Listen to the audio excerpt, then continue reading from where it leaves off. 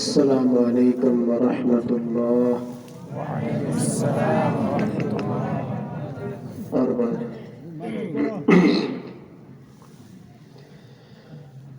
الحمد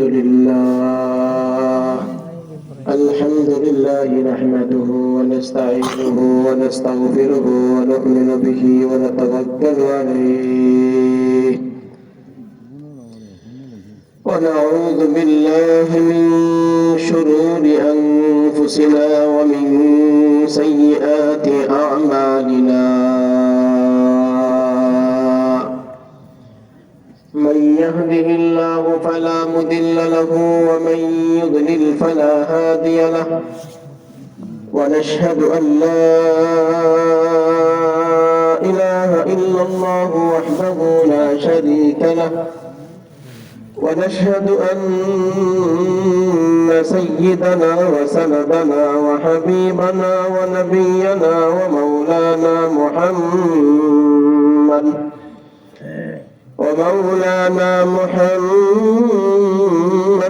عبده ورسوله أرسله بالحق بشيرا ونذيرا وداعيا إلى الله بإذنه وسراجا وقمرا منيرا. أما بعد فقد قال الله تبارك وتعالى في القرآن المجيد والفرقان الحميد: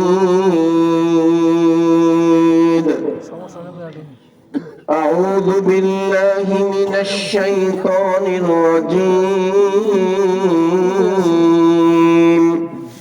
بسم الله الرحمن الرحيم.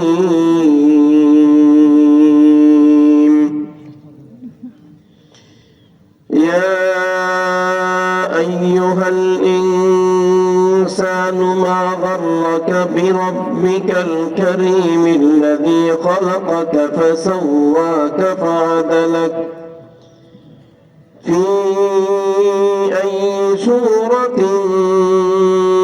ما شاء ركبك.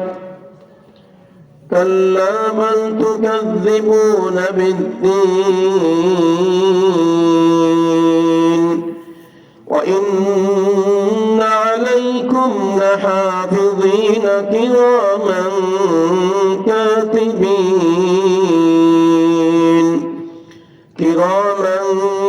كاتبين يعلمون ما تفعلون. صدق الله مولانا العظيم.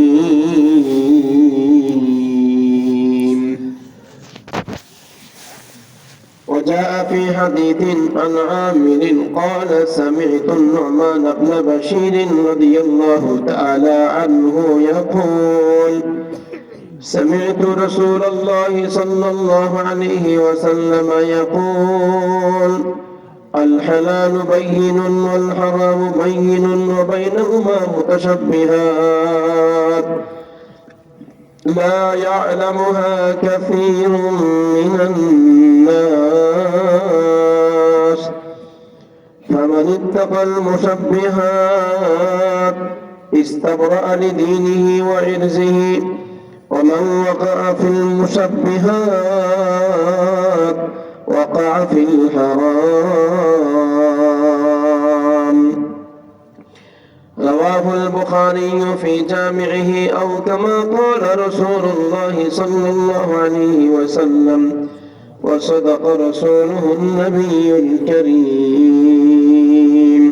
ونحن على ذلك من الشاهدين والشاكرين. ربنا تقبل منا إنك أنت السميع العليم، وتب علينا إنك أنت التواب الرحيم. محبة الشتى درود إبراهيم পাঠ করি: اللهم صل على محمد وعلى آل محمد كما صليت على إبراهيم وعلى آل إبراهيم إنك حميد مجيد. اللهم بارك على محمد وعلى آل محمد كما باركت على إبراهيم وعلى آل إبراهيم إنك حميد مجيد أستغفر الله ربي من كل ذنب وأتوب إليه لا حول ولا قوة إلا بالله العلي العظيم দোয়া করি আল্লাহ তাআলা আমাদের সবাইকে maaf করে দেন আমিন আমাদের জন্য জাহান্নাম হারাম করে দেন আমিন জান্নাতুল ফিরদাউস মঞ্জুর করেন আমিন কবরের আযাব থেকে আল্লাহ হেফাজত করেন আমিন জান্নাত ওয়ালা নেক আমল করার তৌফিক দান করেন আমিন জাহান্নাম ওয়ালা বদ আমল থেকে আল্লাহ হেফাজত করেন আমিন তাকওয়া ওয়ালা নূরানি জিন্দেগি মঞ্জুর করেন আমিন গুনাহ মুক্ত জীবন যাপন করার তৌফিক দান করুন আমিন উমর ভাইরা খিরাটি গ্রামবাসীর উদ্যোগে পঞ্চম বার্ষিক তাফসীরুল কুরআন মাহফিলের সম্মানিত দ্বিতীয় দিনের সম্মানিত সভাপতি কাবিল এহতরাম হযরত উলামায়ে কেরাম আইম্মায়ে মাসাজিদ আজিজ তালাবা মুরব্বিয়ানে ইজাম মুসল্লিয়ানে কেরাম পর্দার আলে মা বোনেরা যুবক ভাইরা শুকরিয়া আদায় করছি আল্লাহ পাকের দরবারে যিনি আমাদেরকে এখানে একত্রিত হওয়ার তৌফিক দিয়েছেন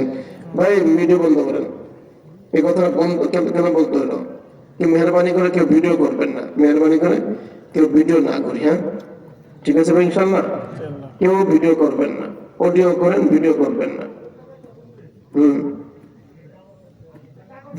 এই যেটা ধরে রাখি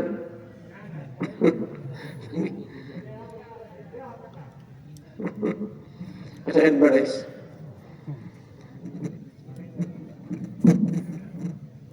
ঠিক আছে সকলের দিল থেকে কালিমাত শুকর আদায় করি আলহামদুলিল্লাহ আলহামদুলিল্লাহ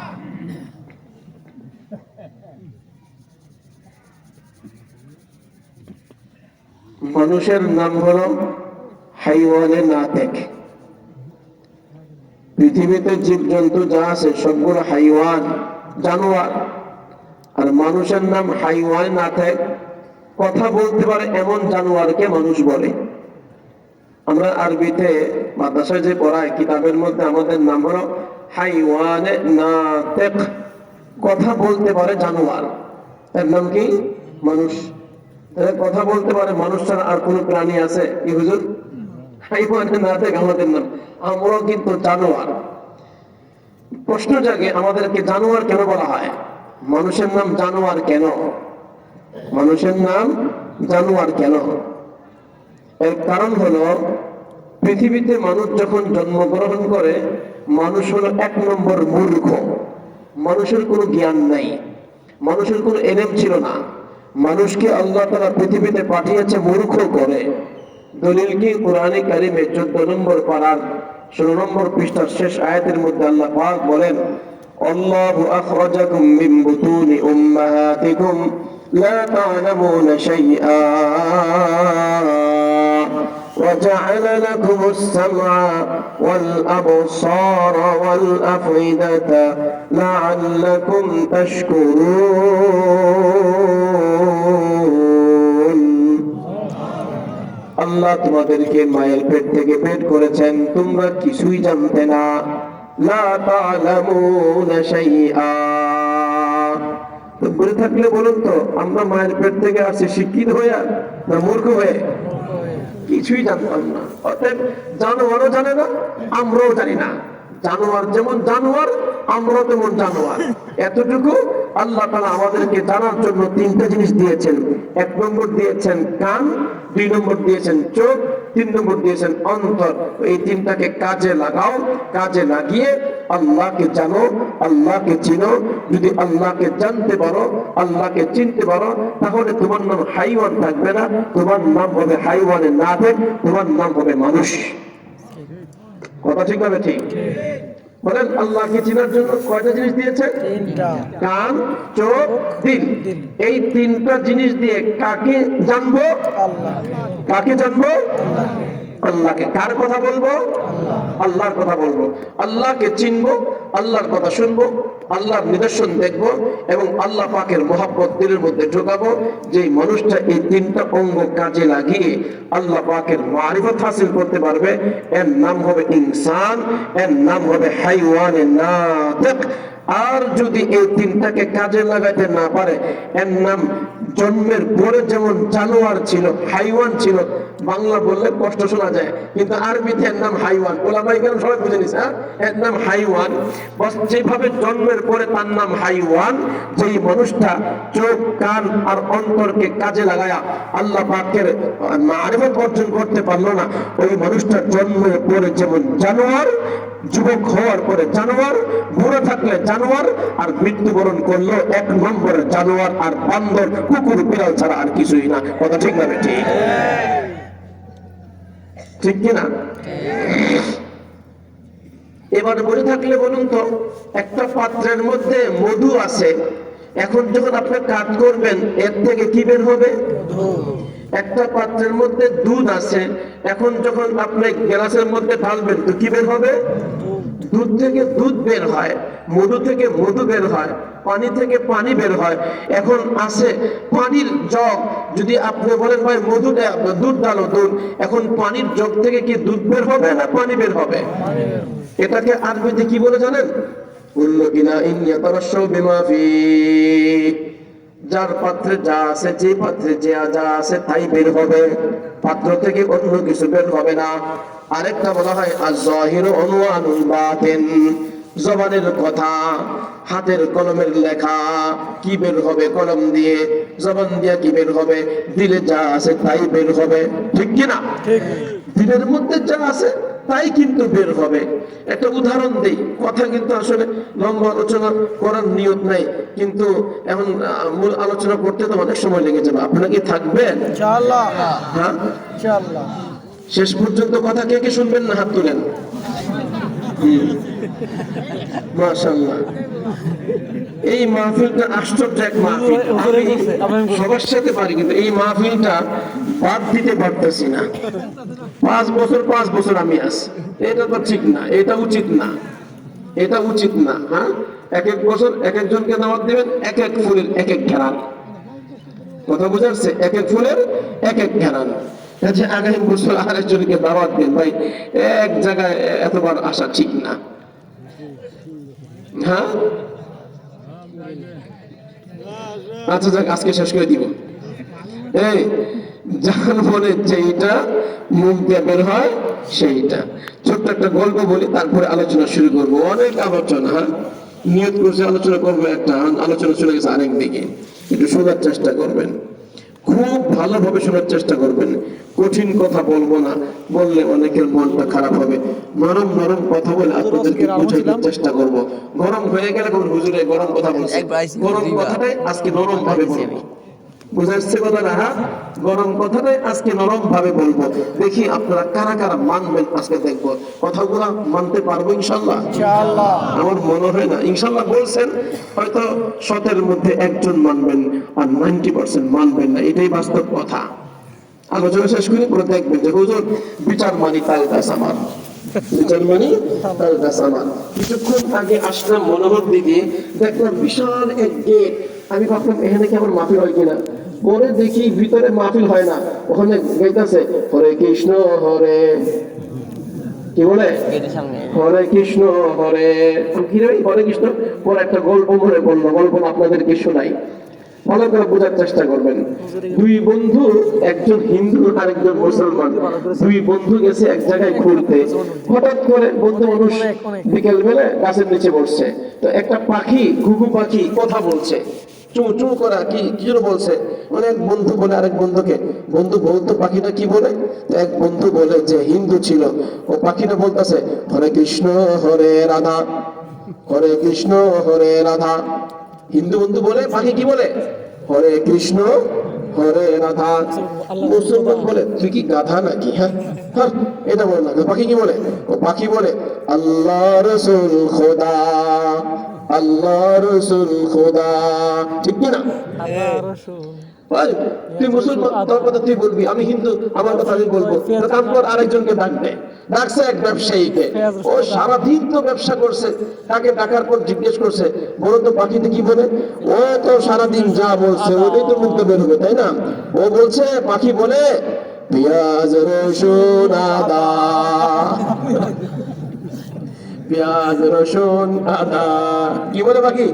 পেঁয়াজ রসুন আদা। ভাইও, আজকে আপনাদেরকে একটা জিনিস দেখাবো, সুন্দর একটা জিনিস বোঝাবো। হ্যাঁ, যার করে যেটা ফালতে ওঠে ওইটাই দূর। মেয়ে আপনি ব্যবসা করেন না, আপনার কথা কাজ হবে না। কয় আরেকজন ডাকতে হবে, ডাকছে আরেকজনকে। ওই বেচারা চাকরি করে, চাকরিওয়ালা ভাইকে ডাকছে, ভাই বলেন তো এই পাখিতে কি বলে? ও বলে ওহো, পাখিতে বলে চাকরিজীবীরা সাদা, চাকরিজীবীরা সাদা। ব্যবসায়িকরা ব্যবসা করে, ওদের কত টেনশন। চাকরিজীবী চাকরি করে, মাস শেষ বেতন পায়, এরপরে ছুটি পায় প্রতি সপ্তাহে 2 দিন 2 দিন। ওদের মতো মজা আর কিছু না, ওরা ক্লিন। চাকরিজীবীরা সাদা। আমরা চাই দিনে ঐক্য, পুরুষ একজন নারী নেত্রী দরকার। পুরুষ যখন সমাধান করতে পারে না, নারী একজন নেত্রী দরকার। অতএব কাম করো, 5ম নম্বর একজন নারী নিয়ে আসো, উনি আমাদের সমাধান দিবেন। আমরা তো 4 জন পুরুষ, তাই না? তো একজন নারী নিয়ে আসছে। আচ্ছা তোমরা কি বলতেছো বলো? একজন বলে হরে কৃষ্ণ রাধা, আরেকজন বলে আল্লাহ রসুল খোদা, আরেকজন বলে পেঁয়াজ রসুন আদা, আরেকজন বলে চাকরিজীবীরা সাদা। এখন আপনি বলেন তো পাখিতে কি বলে? সে দেখলো যার মনে যা মুখ দিয়ে বের হয় তা। কথা ঠিক হবে? ঠিক। যে সুবহানাল্লাহ সুবহানাল্লাহ বলে, ও তো সুবহানাল্লাহর কথা বলবে। আর যে হরে হরে বলবে, ও তো হরের কথা বলবে। যার মনে যা আছে তার মুখ দিয়ে সেটাই বের হবে, অন্য কিছু বের হবে না। যার দিলে যা আছে যখন লিখতে শুরু করবে ওটাই বের হবে, ভালো কথা বের হবে না। জোরে বলেন, কথা ঠিক হবে? ঠিক। কথা কি বুঝে আসছে? এখন মহিলা বলে পাখিতে বলতেছে তোকে কাম নাই, কাজ নাই, শয়তানে তোকে পাইছে। হ্যাঁ, সময় নষ্ট করছ বসা বসা। পাখি বলে তোরা 4 জন গাধা, তোরা 4 জন গাধা, তোরা 4 জন কি গাধা। আরে কথা ঠিক হবে? ঠিক বলে না? কেন বলছে সময় নষ্ট কেন করে বসে বসে? হ্যাঁ, তোরা 4 জন গাধা। ঠিক তেমনি ভাবে আমাদের বাংলাদেশে 2023 সালে এই কিছু গাধার দল বের হয়েছে। হ্যাঁ, সারাদিন দিনের মধ্যে একটা, এবার কলমের খোঁচায় কি ভালো জিনিস বের হবে বলেন? হ্যাঁ, এই নাস্তিকার বক্তা গুলো কলমের খোঁচায় কি বেরোছে? হ্যাঁ, কুকুর, বিড়াল, হনুমান, ছাগল, সিংহ, তারপরে মূর্তি, তারপর আপনার আরো কত কিছু। এই যে 2023 সালের শিক্ষানীতিটা ছাপানো হয়েছে, মুসলমান দিয়ে করা হয় নাই, তাদের দিয়ে করা হয়েছে। হয় হিন্দু, না হয় খ্রিস্টান, না হয় আপনার বৌদ্ধ, না হয়তো আপনার ইহুদি। মুসলমান এরকম লেখা লিখতে পারে না। বাংলাদেশ গণতন্ত্র দেশ। বাংলাদেশ কি ভাই? গণতন্ত্র দেশ। তা গণতন্ত্রের যে ভোট বেশি পায় সেই তো চেয়ারম্যান হয় নাকি? গণতন্ত্রের যে ভোট বেশি পায় সেই তো এমপি হয় না? কথা ঠিক হবে? ঠিক। বুঝে থাকলে বলুন তো, বাংলাদেশে গণতন্ত্র অনুযায়ী বাংলাদেশে মুসলমানের সংখ্যা বেশি না হিন্দুর সংখ্যা বেশি? মুসলমান। বাংলাদেশে মুসলমানের সংখ্যা বেশি না অন্য ধর্মের সংখ্যা বেশি? মুসলমান। মুসলমান সংখ্যা কত? 90%। হ্যাঁ, 90% ধরে, 90% মুসলমান। 90% মুসলমানের দেশে আমাদের এই যে 2023 সালের বইয়ের মধ্যে কি মক্কা শরীফের ছবিটা দিতে পারলো না? মদিনা শরীফের ছবিটা দিতে পারলো না? জাতীয় মসজিদ বাইতুল মুকাররম ছবিটা দিয়ে একটা লেখা দিতে পারলো না? ইসলাম কাকে বলে দিতে পারলো না? মুহাম্মদুর রাসূলুল্লাহ কাকে বলে দিতে পারলো না? আমার নবীর একটা ইতিহাস দিতে পারলো না? এদের স্বাধীন হলো উলামায়ে কেরামের রক্ত রঞ্জিত হলো, উলামায়ে কেরামের স্বাধীনতার বিপ্লবী ইতিহাস দিতে পারলো না? হাজী শরীয়তুল্লাহ সাহেবের ইতিহাস দিতে পারলো না? হ্যাঁ, ইতিমের ইতিহাস দিতে পারলো না? হাজী সিরাজউদ্দৌলা তার ইতিহাস খুঁজে পাইলো না? ইতিহাসকে বিকৃত করে এটা করেছে মূলত যার মনে যা কলমের খোঁচায় বের হয় তা। গণতন্ত্র দেশ বাংলাদেশ, অতএব আমরা 90% মুসলমান এটা মানতে পারি না। আপনারা কি একমত? প্রতিবাদ করতে রাজি?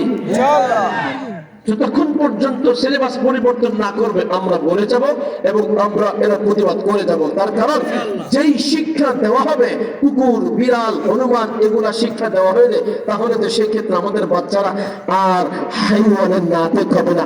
এই বাচ্চাগুলো আগেও জানোয়ার, এই শিক্ষা অর্জন করার পরে যুবক থাকতে জানোয়ার, বুড়া হলে জানোয়ার, কারণ এরা আল্লাহ রসুলকে চিনবে না, তার মুখটা বের হবে, যা শিখবে তাই তো বের হবে। কথা ঠিক হবে? ঠিক। অতএব আমরা কি জানোয়ার থাকবো না মানুষ হব? মানুষ, আরো জোরে, মানুষ, জানোয়ার থাকবো না মানুষ হব? মানুষ হব। দলিল কি কোরআনে কারীমের মধ্যে আল্লাহ পাক রব্বুল আলামিন বলেছেন ওয়ালাকাদ যারানা লিজাহান্নামা কাসীরাম মিনাল জিন্নি ওয়াল ইনস লাহুম কুলুবুন লা ইয়াফকাহুনা বিহা ওয়া লাহুম আ'য়ুনুন লা ইউবসিরুনা বিহা ওয়া লাহুম আযানুন লা ইয়াসমাউনা বিহা উলাইকা কাল আন'আম بل هم أضل أولئك هم الغافلون আল্লাহ পাক এই আয়াতের মধ্যে বললেন আমি আল্লাহ তোমাদেরকে ইলম শেখার জন্য আল্লাহকে জানার জন্য তিনটা জিনিস দিলাম। এক নম্বর কান দিলাম, দুই নম্বর চোখ দিলাম, তিন নম্বর অন্তর দিলাম। এই জন্য দর্শন জামির মধ্যে একটা কিতাব পড়াই উসুলুশ শাসি। উসুলুশ শাসি একটা কিতাব, ফিকহের কিতাব। মানে ফিকহ যে আপনি অর্জন করবেন, কিভাবে অর্জন করবেন, কিছু নীতিমালা রয়েছে, নীতিমালা। এই কিতাবের আমরা যে উসুলুশ শাসি পড়েছি, লম্বা উসুলুশ শাসি, তার 50 নম্বর পৃষ্ঠার মধ্যে একটা অধ্যায় রয়েছে আল আমর, আমর অধ্যায়।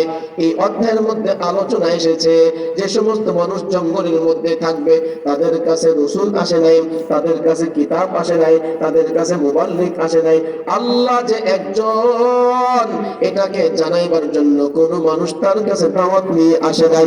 এই মানুষটা যদি জঙ্গলে থেকে থেকে একা একা মারা যায়, এই মানুষটাকে আল্লাহ পাক জিজ্ঞেস করবেন মান রাব্বুকা, তোমার রবকে, মা দীনুকা, তোমার ধর্মের নাম কি, মান হাদার রাজুল, এই ব্যক্তি সম্পর্কে তুমি কি বলো। এই মানুষটা মারা গেল, তাকেও তিনটা প্রশ্ন করা হবে। সে যদি বলে আমার রব আল্লাহ আমি তো জানি না, আমার ধর্ম ইসলাম আমি তো জানি না, তিনি মুহাম্মদ রাসূলুল্লাহ আমি তো জানি না, আল্লাহ পাক বলবে মুহাম্মদ রাসূলুল্লাহ জানো না, এটা না হয় উত্তর তুমি দিতে পারলা না, কিন্তু আমি যে তোমার রব উত্তর দিতে কেন পারলা না? আমার কাছে কিতাব আসে নাই। কেন কেন? আমি তো আছি ব্রাজিলের একবারে সেই জঙ্গলের মধ্যে। ব্রাজিলের জঙ্গলের মধ্যে তুমি থাকতে পারো, তোমার কাছে কিতাব আসবে না, মুবাল্লিগ আসবে না, দাঈ আসবে না, কিন্তু আমি আল্লাহকে চেনার জন্য তোমাকে তিনটা জিনিস দিয়েছিলাম। এক নম্বর কান, দুই নম্বর চোখ, তিন নম্বর অন্তর। চোখ দিয়া এই আসমান দেখে কি আল্লাহকে চিনলে না? এত বড় বিশাল আসমান খুঁটি ছাড়া কে টানাইলেন? এত বড় সূর্যকে দৈনিক রোজানা উঠান আবার ডুবাই দেন, আবার চন্দ্র উঠে আবার ডুবে, এটা চোখ দিয়া দেখে কি তুমি আল্লাহকে চিনলে না? এই কারণে কোরআনে কারীমের মধ্যে আল্লাহ পাক সূরা গাশিয়ার মধ্যে বলেছেন আফালা ইয়ানজুরুনা ইলাল ইবিলি কাইফা খুলিকাত ওয়া ইলাস সামাই কাইফা রুফিআত ওয়া ইলাল জিবালি কাইফা নুসিবাত ওয়া ইলাল আরদি কাইফা সুতিহাত ফাযাক্কির ইন্নামা আনতা মুযাক্কির লাস্তা আলাইহিম بمسيطر إلا من تولى وكفر فيعذبه الله العذاب الأكبر إن إلينا إيابهم ثم إن علينا حسابهم অতএব আসমান সৃষ্টি করলেন কে? আল্লাহ। চোখ দিয়ে আসমান দেখা যায় কি যায় না? উট সৃষ্টি করলেন কে? চোখ দিয়ে দেখা যায় কি যায় না? জমিনটাকে সমতল সৃষ্টি করলেন কে? চোখ দিয়ে দেখা যায় কি যায় না? এইভাবে আপনার যে পাহাড় রয়েছে, পাহাড়টাকে এত সুন্দরভাবে বসাই দিলেন কে? অতএব এটা দেখে আল্লাহকে চিনলে না কেন? এই জন্য তোমার শাস্তি হবে। আল্লাহ পাক আমাদেরকে বিবেক দিয়েছেন ভালো মন্দ যাচাই বাছাই করার। কথা ঠিক না ঠিক? তাহলে আমরা দুনিয়াতে যখন আসলাম তখন আমরা ছিলাম জানোয়ার, কিছুই জানতাম না। জানার জন্য আল্লাহ চোখ দিলেন, জানার জন্য আল্লাহ কান দিলেন, জানার জন্য আল্লাহ অন্তর দিলেন। যদি এই তিনটা জিনিসকে কাজে না লাগাই, আমাদেরকে আল্লাহ পাক বলছে এরা হলো 1 নম্বর জানোয়ার। দলিল 7 নম্বর পারা 13 নম্বর পৃষ্ঠার প্রথম আয়াত। আল্লাহ পাক বলেছেন লাহুম কুলুবুল লা ইয়াফকাহুনা বিহা, অন্তর আছে, অন্তর দিয়ে আল্লাহর মহব্বত করে না। ওয়ালাহুম আ'য়ুনুল লা ইউবসিরুনা বিহা, চোখ আছে, চোখ দিয়ে আল্লাহ পাকের নিদর্শন দেখে না। ওয়ালাহুম আযানুন লা ইয়াসমাউনা বিহা, কান আছে, কান দিয়ে আল্লাহর কথা শুনে না। উলাইকা কাল আনআম, এরা হলো গরু, এরা হলো ছাগল, এরা হলো মহিষ, এরা হলো 1 নম্বরের বান্দর। কথা ঠিক না বেঠিক? অতএব বানর কারা? কোরআন হাদিস মানে না যারা। বলেন বানর কারা? কোরআন হাদিস মানে না যারা। আরো জোরে। কোরআন হাদিস মানে না এবার যারা। তুমি যত বড় শিক্ষিত হও, তোমার নাম বান্দর। অতএব দিনে আছে যা, মুখ দা বের হয়ে তা। কাদের মুখ দিয়া মানুষের আসল বানর বের হয়েছে? যারা কোরআন হাদিস মানে না, এরাই একমাত্র বান্দর। আমরা বান্দর না, আমরা মানুষ। আগেও ছিল, এখনো আছি, পরেও মানুষ থাকবে। আমরা মানুষ থাকবো না বান্দর হব? মানুষ, হ্যাঁ, মানুষ বান্দর কি স্কুলের ভিতরে থাকে? না, হ্যাঁ, জঙ্গল স্কুলে যদি বান্দর থাকে তোরে লাঠিটা পিটায় বের করে না। ঠিক। কথা বলেন না কেন? একটা বান্দর যদি স্কুলে ঢুকে ভয়ের ঠেলা, বাচ্চারা তোর এই বান্দর বান্দর বান্দর, তো কি উঠতে লাঠি দে, লাঠি দে, এই পিটা। গ্রামের ভিতরে বান্দর ঢুকলে ওকে পিটায় ভাগায় না। কথা বলেন না কেন? অতএব যারা বলবে মানুষ বানরের থেকে পয়দা, ওদেরকে লাঠি দা পিটায়া এলাকা ছাড়া করে জঙ্গলে পাঠাইতে হবে। ঠিক, কথা ঠিক না ঠিক? ঠিক। অতএব যে মানুষটা বলবে যে আমরা মানুষ না, আমরা বানর ছিলাম, ওকে স্কুলের ভিতরে ঢোকানো যাবে না। ওখান থেকে পিটায়া গাছে পাঠাইতে হবে, আর কাপড় চোপড় সব খুলে ফেলতে হবে। ঠিক। তুই তো মানুষ না, তুই তো বান্দর। বান্দর কি কাপড় পরে নাকি? কথা বলেন। না, বানর কাপড় পরে? না, মানুষ কি পরে? কাপড়। يا بني آدم قد أنزلنا عليكم لباسا يواري سوآتكم وريشا ولباس التقوى ذلك خير। আল্লাহ পাক বনি আদমকে বললেন আমি তোমাদের জন্য পোশাক নাজিল করেছি। অতএব পোশাকটা পরবে বান্দর না মানুষ? মানুষ, সবাই বলেন মানুষ। পোশাকটা পরবে গরু ছাগল না মানুষ? মানুষ, পোশাক কার জন্য? মানুষের জন্য। মানুষ কারা? মানুষ কারা? আল্লাহকে চিনে যারা। মানুষ কারা? কোরআন হাদিসের শিক্ষা মানে যারা। কোরআন হাদিসের শিক্ষা অর্জন করবে এবং কোরআন হাদিসকে মানবে, কোরআন সুন্নাহ মানে যারা, মানুষ তারা। কথা ঠিক না বেঠিক? ঠিক। তাহলে আমরা কি মানুষ হবো না জানোয়ার থাকবো? মানুষ। আমাদের মধ্যে পশুত্ব স্বভাব আছে না নেই? আমাদেরকে মানুষ হতে হবে। আমরা রাজি সবাই? ইনশাআল্লাহ, সবাই রাজি? ইনশাআল্লাহ, সবাই রাজি? ইনশাআল্লাহ। আল্লাহ আল্লাহ আমাদেরকে বুঝার তৌফিক দান করেন, আমিন। একদম চিকুন কথা, শর্টকাট কথা বলবো। অতএব আমরা একটা প্রতিবাদ করি, 2023 সালের সিলেবাস আমরা মানি না, সবাই বলে। মানি না, 2023 সালের সিলেবাস আমরা মানি না। এই সিলেবাস থাকলে আমাদের বাচ্চা প্রজন্ম, ভবিষ্যৎ প্রজন্ম মানুষ থাকবে না, সবগুলো জানোয়ার হয়ে যাবে। ঠিক, আমরা জানোয়ার থাকতে চাই না, আমরা মানুষ হতে চাই। ঠিক আছে ভাই? আমরা কি থাকতে চাই না? মানুষ হতে চাই, আমরা জানোয়ার থাকবো না। যাই হোক ভাই, এবার কিছু কথা শুনবেন, শোনার পরে আমল করবেন এবং যদি বুঝেন তাহলে হা বাচক উত্তর দিবেন, আর না বুঝতে না বাচক উত্তর দিবেন। একটু কথাগুলো বোঝার চেষ্টা করবেন। আমি একটা হাদিস পেশ করেছি বুখারী শরীফের 13 নম্বর পৃষ্ঠার হাদিস। বুখারী শরীফে 13 নম্বর পৃষ্ঠার মধ্যে হাদিসটা পাওয়া যায়।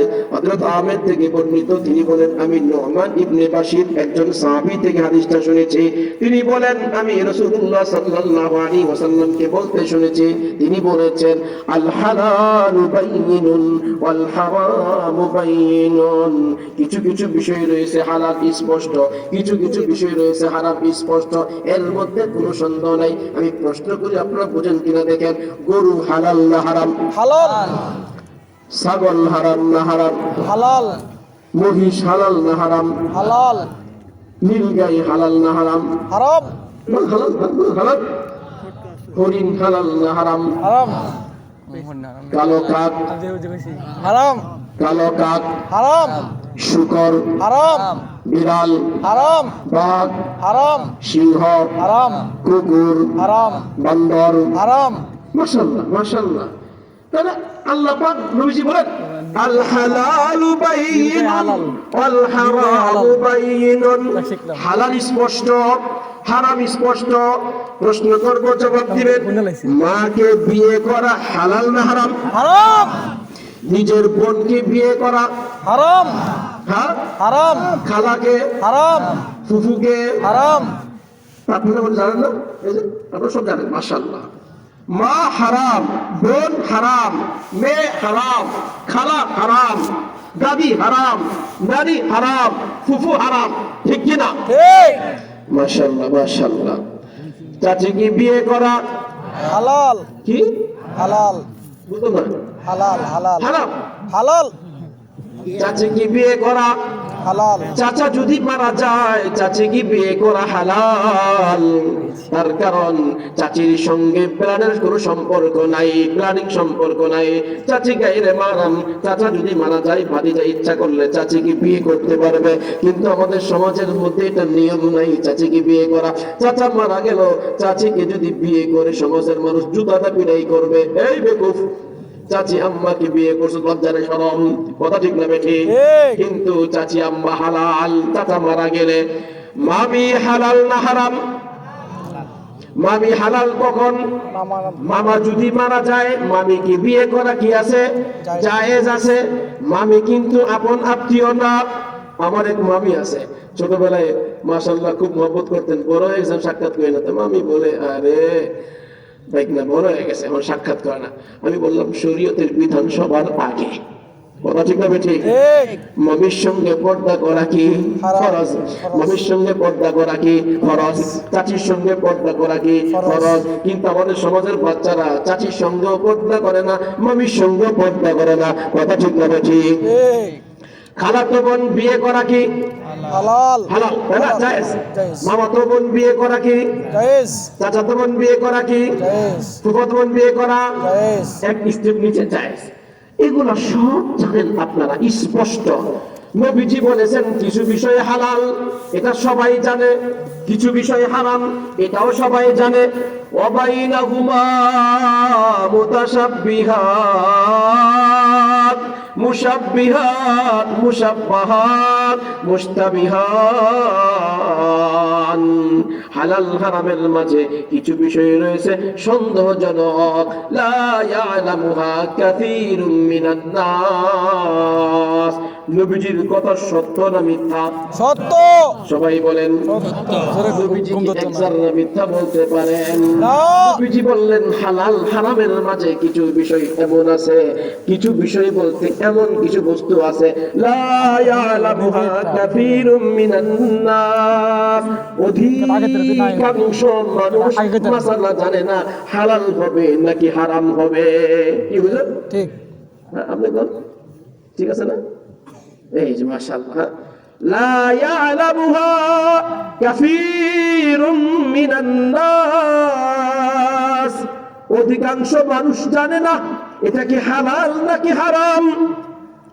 অতএব যেটা সন্দেহজনক বস্তু এটা হালালের মধ্যে হবে না হারামের মধ্যে হবে, সন্দেহ পয়দা হয়ে গেছে। বাবারে আপনি তখন কি করবেন? সন্দেহ পয়দা হয়ে গেছে, এখন আপনি কি করবেন? নবীজি বলেন ফামানিত্তাকাল মুশাব্বাহান, যেই বান্দা বান্দি সন্দেহজনক বস্তু ছেড়ে দিবে, বেঁচে যাবে, ইস্তাবরা লিদীনিহি ওয়া ইরজিহি, এই বান্দা বান্দি তার দ্বীনকে হেফাজত করলো, তার ইজ্জত আবরুকে হেফাজত করলো, এই বান্দা বান্দি এক নম্বর মুসলমান থাকবে। ওমান ওয়াকা ফিল মুশাব্বাহাত ওয়াকা ফিল হারাম, আর যদি সন্দেহজনক বস্তু গ্রহণ করে ফেলে তাহাকিক ছাড়া, তাহলে এই মানুষটা হারামের মধ্যে লিপ্ত হয়ে যাবে। কথা ঠিক না বেঠিক? আপনার আমার কথা বুঝেন নাই। একটা মেসাল পেশ করি, একটা মেসাল পেশ করি। আপনি এক বালতি পানি কল থেকে চিবিয়ে ভরলেন, এক বালতি পানি। এক বালতি পানি রাখার পরে হঠাৎ করে আপনি ওখান থেকে চলে গেলেন। এবার ঘরে গেছেন রুমাল আনার জন্য বা আপনার গামছা লুঙ্গি আনার জন্য, এসে দেখেন মাশাআল্লাহ একটা কুকুর সামনে বসা, আর একটু পর পর জিহ্বা বের করে এমন করতেছে, জিহ্বা বের করা। এখন আপনার সন্দেহ, মনে হয় কুকুর পানি পান করছে, কিন্তু আপনি কিন্তু দেখেন নাই কুকুরকে পানি পান করতে। এমত অবস্থায় এই পানি দ্বারা আপনি গোসল করবেন কি করবেন না, শরীয়তের বিধান কি বুঝে থাকলে বলুন তো, আপনি যখন পানি ভরেছেন এটা কি পাক ছিল না না পাক ছিল? পাক। এক নম্বর পাক, তাই না? এবার যখন ঘরে ঢুকলেন, ঘর থেকে বের হইলেন, এবার সামনে একটা কুকুর বসা দেখলেন, এবার একটা সন্দেহ পয়দা হলো কি হলো না? হতে পারে কুকুর মুখ দিয়ে পানি পান করেছে। এবার আপনাদেরকে প্রশ্ন করি, কুকুরের জুতা পাক না নাপাক? নাপাক। কুকুরের জুতা কি নাপাক? নাপাক। কেন? কুকুর তো মল মূত্র এগুলা খায়, নাপাক জিনিস খায়। এই জন্য কুকুরের জুতা যেহেতু নাপাক, কুকুরের মুখটা যেহেতু নাপাক, কুকুর যদি বর্তনে মুখ দেয় তাহলে নবীজি বলছে বর্তনের পানি ফেলে দাও, ফাল ইউহরিক, সবগুলা ফেলে দাও, এবং তুমি ধৌত করো কতবার? ওয়াল ইয়াগসিলহু সাবআ মাররাত, 7 বার ধোয়ার কথা বলেছেন। এবার আপনার মনে চিন্তা যে পানি যখন ভরলাম তখন তো পাক ছিল, এখন কুকুর মুখ দিতে দেখি নাই, হতে পারে মুখ দিয়েছে, এখন এই পানি ব্যবহার করা না পানি ফেলে দেওয়া? ফেলে দেওয়া। সবাই বলেন ফেলে দেওয়া। আরো জোরে। ফেলে দেওয়া। আজকে যদি একটা মানুষ যদি আমার কথাটা মানে, তাহলে হতে পারে 100 মাহফিল যদি 100 মানুষ মানে, তাহলে এই 100 মানুষের কারণে আমাদের এই মাহফিল গুলা যারা আসবে সবাই আশা করি জান্নাতি হয়ে যাবে। আরো জোরে সুবহানাল্লাহ। এই একটা হাদিস রাখেন। এবার দ্বিতীয় হাদিস, একটা মেসাল একটা হাদিস। আমার কিন্তু এখন নতিজা আমি আপনাদেরকে বলবো, নতিজা বলবো এই 11:30 পর ইনশাআল্লাহ। বয়ান যখন শেষ করবো তার 5 মিনিট আগে নতিজা বলবো। আমি কেন এই মেসালগুলো দিলাম বুঝার চেষ্টা করবেন। বুখারী শরীফের কিতাবুল ইলম অধ্যায়ের মধ্যে আরেকটা হাদিস পাওয়া যায়।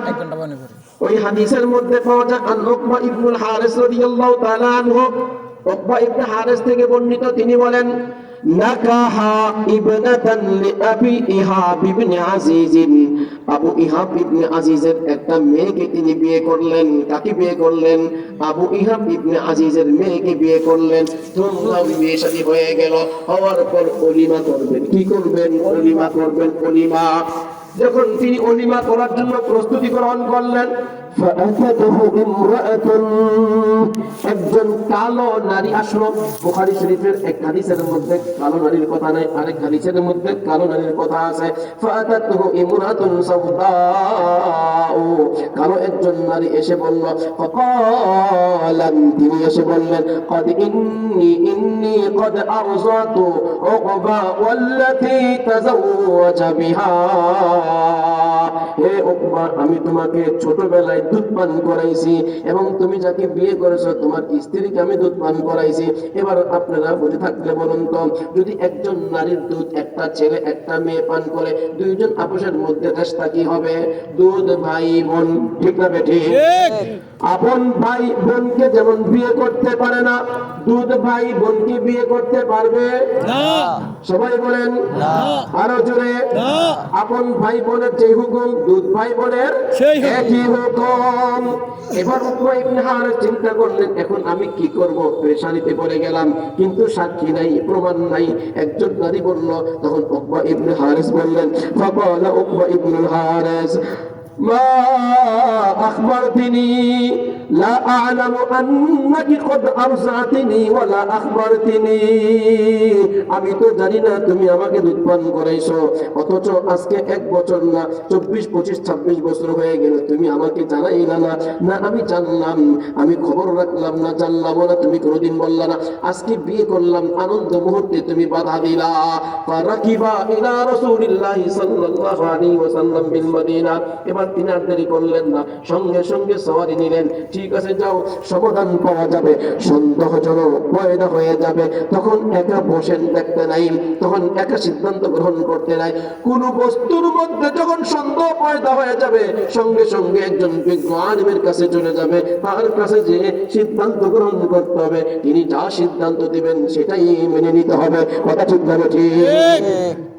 উকবা ইবনে হারিস ফারাকিবা ইলা রাসূলিল্লাহি সাল্লাল্লাহু আলাইহি ওয়াসাল্লাম বিল মদিনা, মক্কা শরীফ থেকে সফর করে মদিনা শরীফে গেলেন আর বললেন, ইয়া রাসূলুল্লাহ, পেরেশানির মধ্যে পড়ে গেলাম, মাত্র বিয়ে করলাম, এমন সময় একজন নারী এসে আমাকে ফতোয়া দিল, সে নাকি আমাকে আমার স্ত্রীকে দুধ পান করাইছে।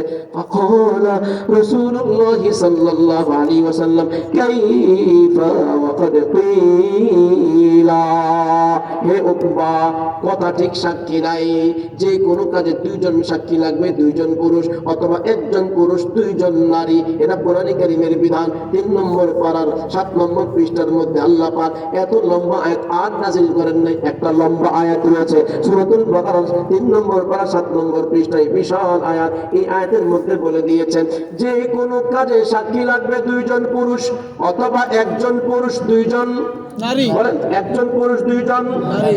অথচ এখানে কি নাই? সাক্ষী নাই। এখানে কি নাই? সাক্ষী নাই।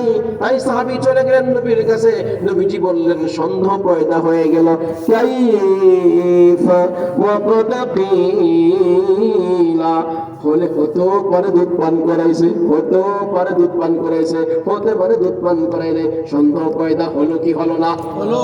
সবাই বলেন, হচ্ছে। সবাই কি বুঝছেন আমার কথা? হ্যাঁ? জি জি। এই উকবা, পৃথিবী কি মেয়ের অভাব আছে? চলো ওকে ছেড়ে দাও, আর তো বিয়ে করো। বামা ইউরিবু কাইলা বালা ইউরিবু, সন্দেহজনক বস্তু ছাড়ো, সন্দেহমুক্ত বস্তু ধরো, যেটা সুন্দর ছেড়ে দাও, যেটা সুন্দর নাই সেটা গ্রহণ করো, ঠিক কিনা? ঠিক। বাবাজিরা একটু বোঝার চেষ্টা করবেন, আমি হাদিস ছাড়া, হাদিস কোরআন ছাড়া অন্য কিছু বুঝাবো না, আপনাদেরকে বুঝাবো, হ্যাঁ অথবা না আজকে নিয়ে যাব। রাগ করলে করেন, আলহামদুলিল্লাহ, দাওয়াত দিবেন না আলহামদুলিল্লাহ, ঠিক আছে কিনা? দাওয়াত দিলে ভালো, না দিলে আরো ভালো, মাফি মুশকিলা। কিন্তু আজকে আসছি বলে যাব, মা কিয়া নামান মাই তারা মেহমান, মা কিয়া নামান মাই তারা কি মেহমান, মানেন আর না মানেন, আমি আপনাদের মেহমান আজকে বলে যাবো ভাই, বলুঙ্গা আজ, আজকে আমি বলবো, মানেন আর না মানেন, মানলে ভালো, না মানলে আমার কিছু করার নাই। হাসরের ময়দানে বলবো, আল্লাহ, খিরাটি গ্রামবাসীর পক্ষ থেকে মাহফিল হয়েছিল, আমি বলেছিলাম এরা মানে নাই, বাস এখন কি করা কাম হবে। ওই দিন বিচার দিবসে মালিককে আল্লাহ তাআলা মালিকিয়ৌমিদ্দিন, ঠিক আছে ইনশাআল্লাহ ভাই? কঠিন একটা কথা, আস্তে আস্তে বলবো, জোরে বললে আবার হয়ে যাবে হুজুরে উল্টা পাল্টা বয়ান করছে, আস্তে বললে কঠিন কথাটা হুজুরে ওয়াজ করছে, কথা ঠিক না বেঠিক? আস্তে আস্তে বলবো যাতে করে আমার উল্টা রিয়েকশন না হয়, আস্তে আস্তে বলবো, বোঝার চেষ্টা করবেন। আপনারা বুঝে থাকলে বলুন তো, নবীজি ওই স্ত্রীকে রাখলেন না ছাড়তে বললেন? ছাড়তে বলছি। কেন কেন? সন্দেহ। কেন? সন্দেহ। সন্দেহ হয়েছে, তাই না? ফাফারাকাহা উকবাতু ওয়া নাকাহাত যাওজান গায়রাহু, উকবা তাকে ছেড়ে দিলেন আর সঙ্গে সঙ্গে ওই নারী আরেক স্বামী গ্রহণ করলো। অতএব এই হাদিস দ্বারা বোঝা গেল, যেখানে সন্দেহ ওটা আর ধরা যাবে না, সেখানে আর যাওয়া যাবে না, যেখানে সন্দেহ সেখানে আর যাওয়া যাবে না। হ্যাঁ, না। বুঝছেন? হ্যাঁ, জি। এক ধাপ আগাইলাম, এবার দ্বিতীয় 3 নম্বর সিঁড়ি, 3 নম্বর সিঁড়িতে উঠেন। দ্বিতীয় নম্বর, ঈমান সবার আগে, ঠিক কিনা? ঠিক। ঈমান কি? সবার আগে। ঈমান কি? সবার আগে। ঈমান আগে, ওরে আত্মীয়তা, ওরে অন্য কিছু। ঈমান বাঁচানোর জন্য যা যা করা দরকার তা তা আমাকে আপনাকে করতে হবে। দোস্ত, আমরা পৃথিবীতে আসছি একটা নির্ধারিত সময় নিয়ে। আমার আগে যিনি বয়ান করছেন সম্ভবত সময় সম্পর্কে বর্ণনা করেছেন, ওয়াল আসরি ইন্নাল ইনসানা লাফি খুসর, সময়ের মূল্য অনেক। আল ওয়াক্তু আসমানু মিনাজ যাহাব, স্বর্ণ যত দামি তার চেয়েও দামি সময়, তার কারণ সময় গেলে সময় পাওয়া যায় না, সব পাওয়া যায়। জমিন গেলে জমি পাওয়া যাবে, জীবন গেলে জীবন পাওয়া যাবে না, কথা ঠিক না বেঠিক? সময়ের চেয়ে, আপনার স্বর্ণের চেয়ে সময়ের দাম বেশি, বুঝার চেষ্টা করবেন। সব কিছুর চেয়ে ঈমানের দাম বেশি, ঈমান সবার আগে আর বাকিরা সবার পরে। এই এই এই নজর, তুমি কই যাও? হ্যাঁ যাও, এক নম্বর, মাশাআল্লাহ, এক নম্বর আসবা, এই বয়ান না শুনে যাবে না। আল্লাহু আকবার। 3 নম্বর মেসেজটা পেশ করি, এরপর আপনাদেরকে বুঝাবো। আল্লাহ আল্লাহ আপনি আমাকে তৌফিক দেন বুঝাইবার। আমিন। আল্লাহ আপনাদেরকে বুঝার তৌফিক দেন। আমিন।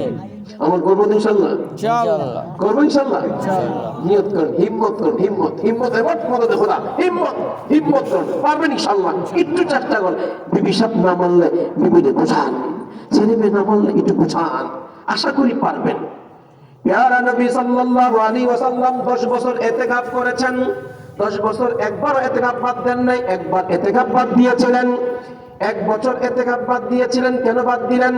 প্যারা নবী সাল্লাল্লাহু আলাইহি ওয়াসাল্লাম বললেন আমি এবার ইতিকাফ করব শেষ দশকে। আম্মাজান আয়েশা বললেন হুজুর আমাকে একটু অনুমতি দেন, আমিও ইতিকাফ বসবো। যাও তোমাকে অনুমতি দিয়ে দিলাম, তুমি ইতিকাফ বসো। আম্মাজান আয়েশা সিদ্দিকা তিনি নিজের কামরার সামনে ছোট্ট একটা কাপড় দিয়ে বেড়া দিয়ে একটা ঘর তৈরি করলেন। এবার আম্মাজান আয়েশাকে হাফসা রাদিয়াল্লাহু তাআলা জিজ্ঞেস করলেন, এ আয়েশা তুমি এটা কেন তৈরি করছো? এই বছর আমি 10 দিন ইতিকাফ করব, নবীর কাছ থেকে পারমিশন নিয়েছেন, তুমি যদি করো তাহলে আমিও করব। তিনিও একটা ঘর বানাইলেন। আরেকজন জাইনাব বিনতে জাশ তিনিও একটা ঘর বানাইলেন। আরেকজন সফিয়া বিনতে হুই তিনি একটা ঘর বানাইলেন। তাহলে আম্মাজানরা মোটামুটি 4-5টা ঘর তৈরি হয়ে গেল পর্দার সঙ্গে ইতিকাফ করার জন্য। নবীজি হঠাৎ করে নজর করে দেখলেন মাশাআল্লাহ অনেকগুলো ছোট ছোট ঘর।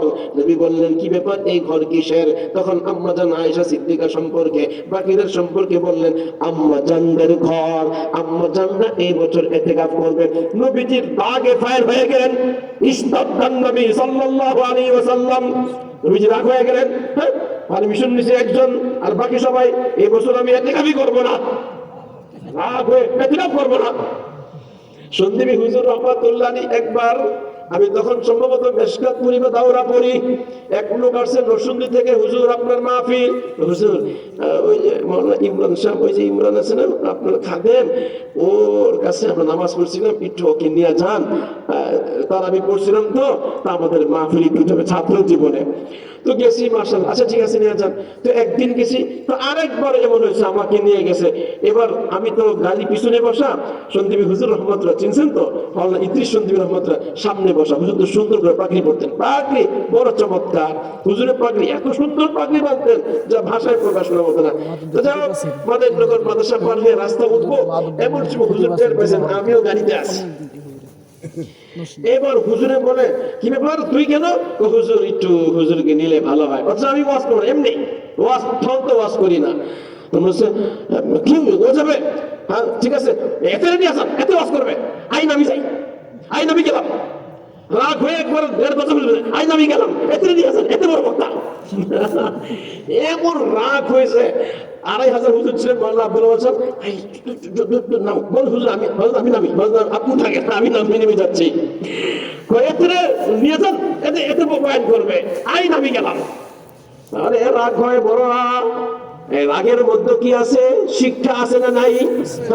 কি রাগ, হুজুরে তো রাগ করে গেল। আর রাগ না করলে ইসলাম ঠিক থাকবে না। নরম দিয়ে সব হয় না, মাঝে মধ্যে গরম লাগে। ঠিক না? সব নরম দিয়ে হয় না, কি লাগে? মাঝে মধ্যে গরম লাগে। এরপরে আমি নেমে গেলাম, হযরত গেলাম, এতে ওয়াজ করতেছ, এতে ওয়াজ করতেছ, হ্যাঁ ওয়াজ করবে আরেক ভাই এখনই ওয়াজ শুরু করে দিস।